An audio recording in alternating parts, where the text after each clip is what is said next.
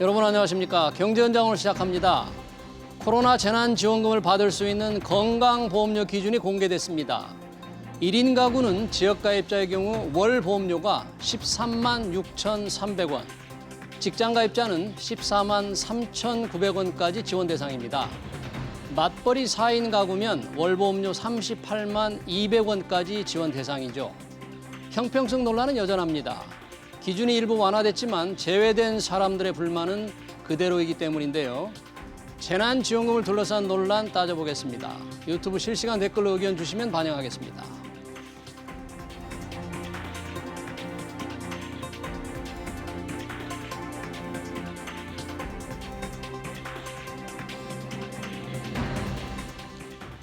네, 재난지원금 논란 따져보기 위해서 김태기 단국대 경제학과 명예교수 모셨습니다. 교수님 어서 오십시오. 네, 반갑습니다. 안녕하세요.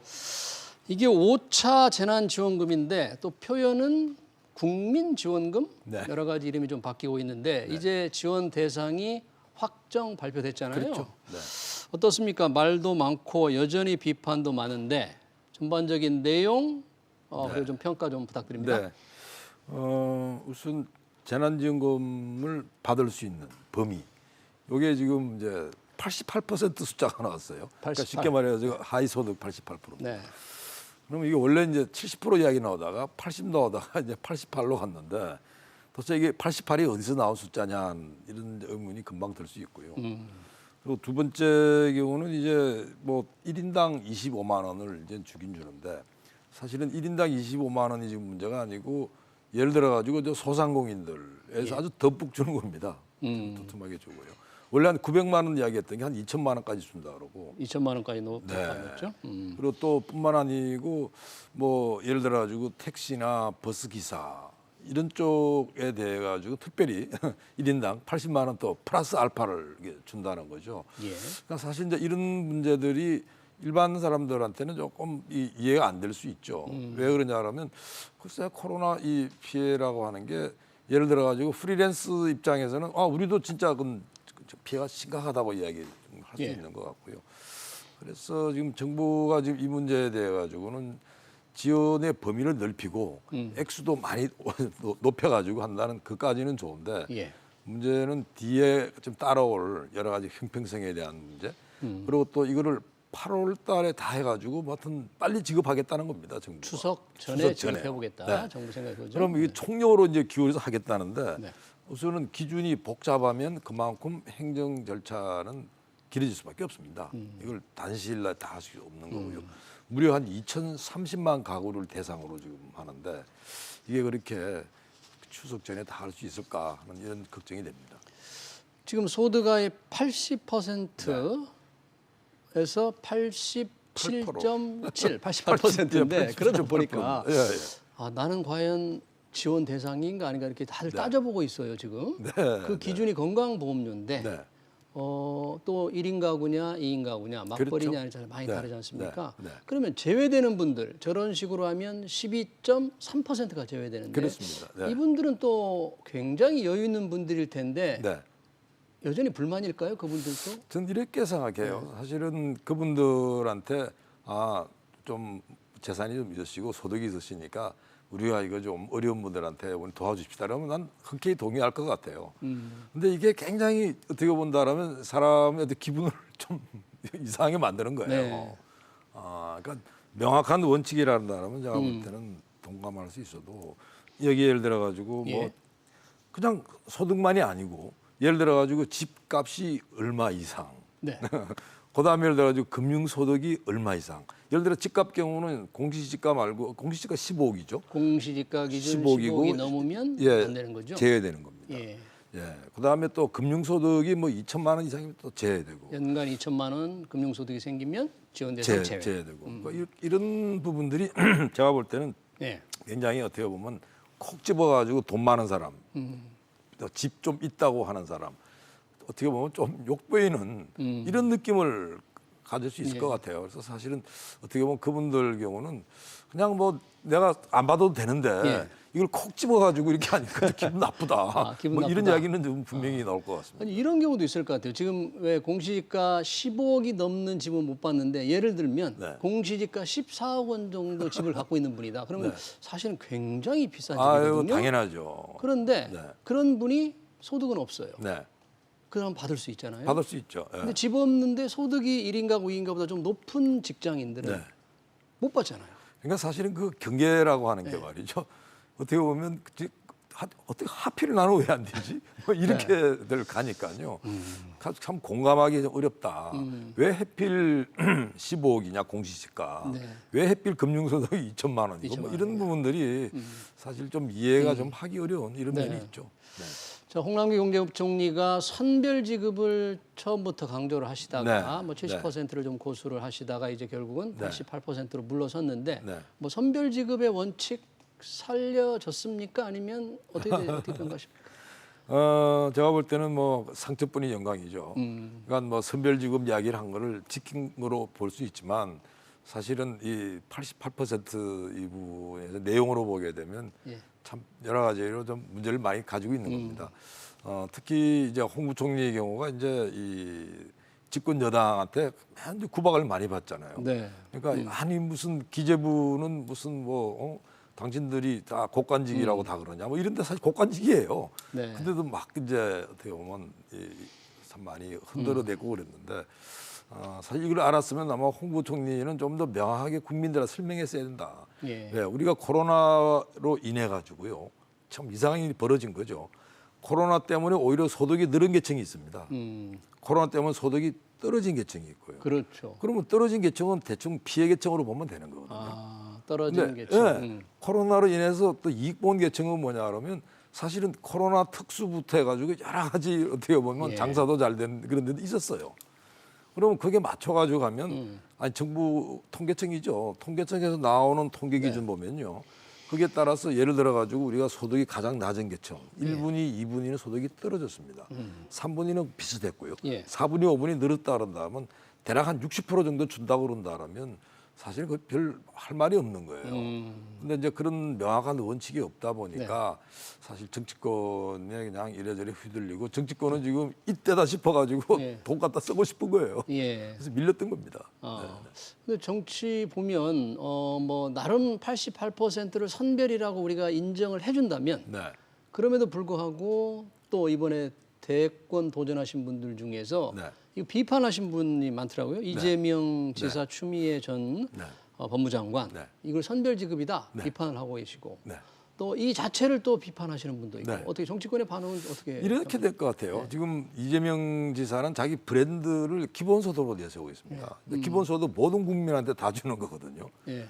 이제 그 기본소득 100% 관찰하면 본인은 굉장히 큰 성과를 얻는 뭐 이런 거로 되기 때문에 88이라는 숫자에 대해서 좀 못마땅해하는 이런 거로 보시면 될 것 같고요. 근데 문제는 지금 이 이재명 지사의 어떤 기본소득 내지는 뭐 전국민 재난지원금에 대해서 비판이 굉장히 많거든요. 그러니까 사실은 이제 학계 쪽에서 분석을 해봤더니 예. 이재명 지사 말대로 무슨 경기 부양이 되는 것도 아니고 어려운 사람은 더 어려워지고 그러는데 그 효과가 없다 이야기를 많이들 하죠. 또 심지어는 그 월드뱅크나 뭐 OECD 쪽에서도 그 이야기가 나오니까요. 왜냐하면 다른 나라 그렇게 잘 안 하거든요. 다른 나라에서 안 한다. 대부분 경우가 뭐 어떻게 보면 어려운 사람 지원하는 게 상식이잖아요. 네. 근데 이러다 보니까 여기에 이제 예를 들어 정세균 네, 전 총리께서 예, 그분도 지금 이제 출마하시려는 분이잖아요. 네.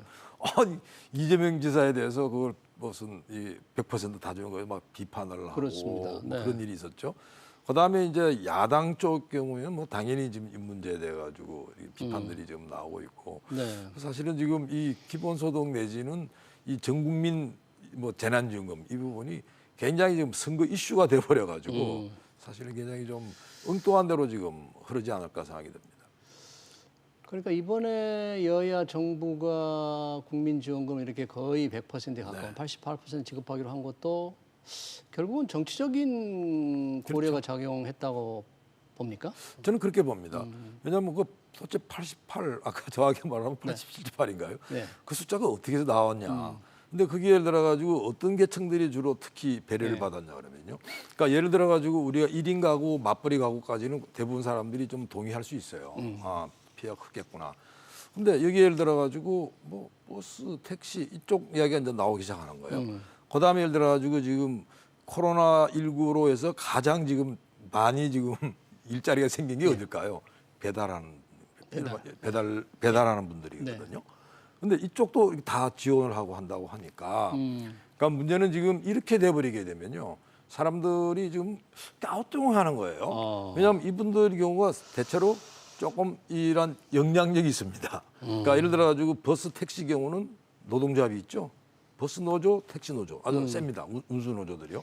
그다음에 지금 이 우리가 택배만 한다 하더라도 지금 노동조합 만들어져서 굉장히 힘을 좀 쓰고 있는데 대략 이러한 부분들이 어떻게 보면 영향을 미친 거 아니냐 이렇게 충분히 볼 만한 이유가 있습니다. 지금 말씀하신 이제 택시의 경우에는 법인 택시나 버스 기사들이 운송업 지원 80만 원을 받고 네. 이번 국민지원금 25만 원 따로 받는 거죠. 더 받는다는 거죠. 그렇죠. 이건 중복으로. 사실은 정부는 중복 지원이 없다 그랬는데 예. 그게 사실 정부가 없다 그래놓고 내용을 보면 네. 그게 중복 지원이 아니고 뭔가요? 그렇지 않습니까?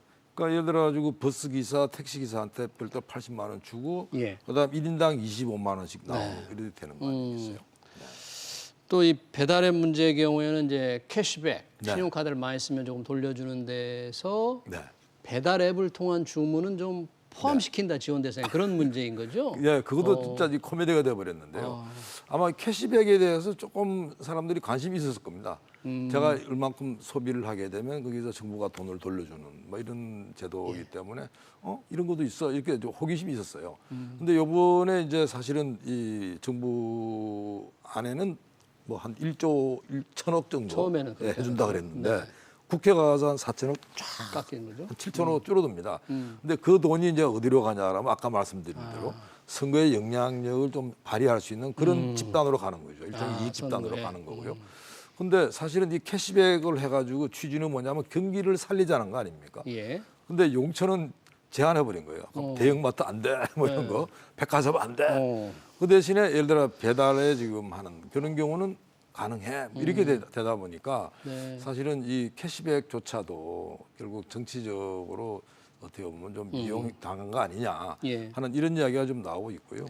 그렇습니다. 지금 피해를 입은 소상공인들에 대해서 아까 처음에 말씀하신 네. 대로 당초 900만 원에서 네. 이제 희망 회복 자금이라는 것을 최대 2천만 2천만 원까지 늘렸는데 네. 과연 2천만 원을 제대로 받을 수 있는 소상공인들이 얼마나 될까? 기준이 조금 까다롭다면서요? 2천만 원까지 받으려면? 사실 제가 이게 기준을 이게 보면서요. 야, 이 기준이 이게 복잡해가지고 이 기준을 맞추고 뭐 서류 만들고 하는데 뭐 예를 들어 가지고 그게 좀 누구한테 좀 부탁을 해서 돈을 좀 줘가지고 서류를 안 만든다면 이거 쉽지 않겠다. 왜 사실은 그게 아주 까다롭거든요. 예. 그리고 두 번째는 뭐 이 절차가 복잡한 것도 있지만 네. 또 하나 부분에 있어 가지고는 사실 그 기준 자체도 굉장히 좀 높여놔 가지고 예. 어떻게 보면 좀 이 그림의 떡이 될 수도 있겠다 하는 생각이 네. 듭니다. 그러니까 이제 영업 금지를 받은 분들이 이제 최대 자금을 받을 텐데 또 네. 매출이 4억 원 이상 중에서 또 금지 업종 네, 그런 분들은 2천만 원까지 받을 수 있는데 네. 그게 안 되는 중에서 사실은 피해가 훨씬 큰 분들도 많을 텐데. 그러니까 사실은 이 매출액 자체 기준이 말이죠 여러 가지 문제점을 가지고 있어요. 그러니까 쉽게 말해가지고 매출이 준다고 전부 다 손실은 아니잖아요. 그렇지 않습니까? 예를 들어 물건 안 팔고 가지고 있으면 그건 다 손해는 아니죠. 근데 사실은 이익이 자기가 얼마큼 줄이는 걸 가지고 따져야 되는데 문제는 막 이렇게 덩치 크게 키워놓은 데 있죠. 그런 데는 사실은 어떻게 보면 이런 큰 피해도 없는데도 예. 받을 수 있겠다. 그래서 사실 나중에 이게 받고 나서 이제 그 빈말이 그렇게 나올 겁니다. 저 사업 사장님은 안 받아도 되는 사장님인데 나중에 그런 말이 난다는 거죠. 2천만 원 받았고 우리는 진짜 참 정말 참 아무것도 할 수 없을 정도인데 우리는 뭐 혜택 별로 못 받고 네. 뭐 이런 이야기들이 좀 나올 만한 그런 소지가 그냥 다분하다 보입니다. 이번에 그래도 뭐 2차 추경안 중에서 2조 원의 나라 빚을 갚는 데 쓰겠다는 네. 계획. 당초 이것도 그러지 말고 네. 돈을 더 쓰자고 했는데 네. 그나마 지켜졌는데 네. 뭐 뭐 체면을 살린 겁니까? 아니면 큰 의미가 없습니까? 제가 볼 때는 뭐 홍 부총리가 그나마 그래도 지켰다고 봐야죠. 그러니까 어떻게 보면 정치권에서 이제 이홍 부총리 그 부분에 대해서 좀 이야기를 들어주고 그 대신에 홍 부총리는 이제 80에서 또 물러서고 예. 그러니까 어떻게 보면 저 서로 절충한 거로 이렇게 보이는데요. 예. 제가 볼 때는 뭐 이존이 사실은 거의 생색내는 거라 봅니다. 원래 우리 국가재정법으로 보면요. 예. 초과 세수가 있으면 그게 원래 나라에 빚 갚는데 우선 투입하게 돼 있습니다. 그래서 사실은 지금 그조차도 제일 어긴 건데 예. 문제는 지금 홍 부총리가 그래도 2조 원이라도 지켰으니 잘한 거 아니냐 이야기는 올 텐데 아마 홍 부총리도 여러 가지 참 힘들 겁니다. 지금. 네. 그러니까 그냥 체면만 지키는 선에서 저는 원래 그래서 빚을 갚아야 되는 건데. 네, 홍 부총리는 그걸 지키는 대신에 예. 원래 80을 아주 마지노로 했단 말이죠. 예. 그래서 물러나가지고 88로 간 겁니다. 네, 그렇군요.